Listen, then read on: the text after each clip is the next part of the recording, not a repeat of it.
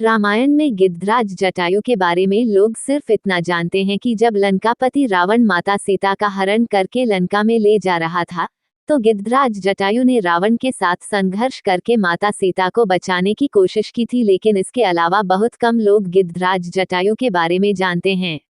रामायण सहित कई पौराणिक कथाओं में गिद्धराज जटायु का वर्णन मिलता है।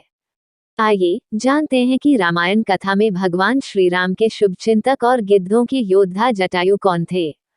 जानते हैं उनके बारे में विशेष बातें। बहुत कम लोग ये बात जानते हैं कि गिद्धराज जटायु देव पक्षी अरुण के पुत्र थे। अरुण के भाई गुरुड़ भगवान थे। ऋषि ताक्षर्या कश्यप और विनीता नाम की स्त्री से 2 पुत्र गरुड़ और अरुण थे। गरुड़ जी भगवान विष्णु की शरण में चले गए, जबकि अरुण जी सूर्यदेव के सारथी बने। इस कारण से गिद्धराज जटायु भी दिव्य थे। रामायण की कथा के अनुसार गिद्धराज जटायु राजा दशरथ के मित्र थे। उस समय जटायु नासिक के पंचवटी के वन में रहा करते थे। एक दिन आखेट के समय गिद्धराज जटायु की मुलाकात सबसे पहले राजा दशरथ से हुई थी। इसके बाद बहुत वर्ष बीतने के बाद जब श्री राम पंचवटी के वन में कुटिया बनाकर रहते थे, तो गिद्धराज जटायु का परिचय श्री राम से हुआ था।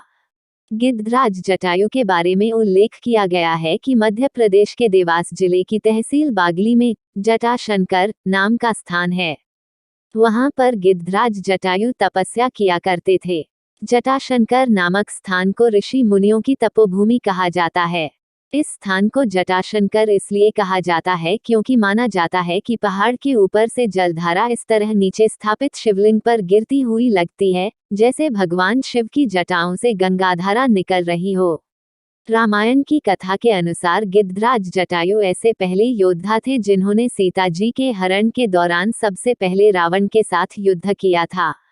अपने साहस और पराक्रम का परिचय देते हुए गिद्धराज जटायु ने एक भले काम के लिए अपने प्राण त्याग दिए। जब रावण लंका जाते समय दंडकारण्य वन की ओर बढ़ रहा था, तो जटायु ने रावण को रोकने की कोशिश की थी।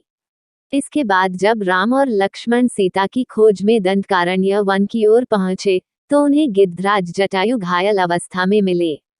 उन्होंने राम जी को माता सीता के हरण के बारे में बताया। इसके बाद गिद्धराज जटायु ने प्राण त्याग दिए, जिसके बाद श्रीराम ने जटायु का अंतिम संस्कार और पिंडदान किया।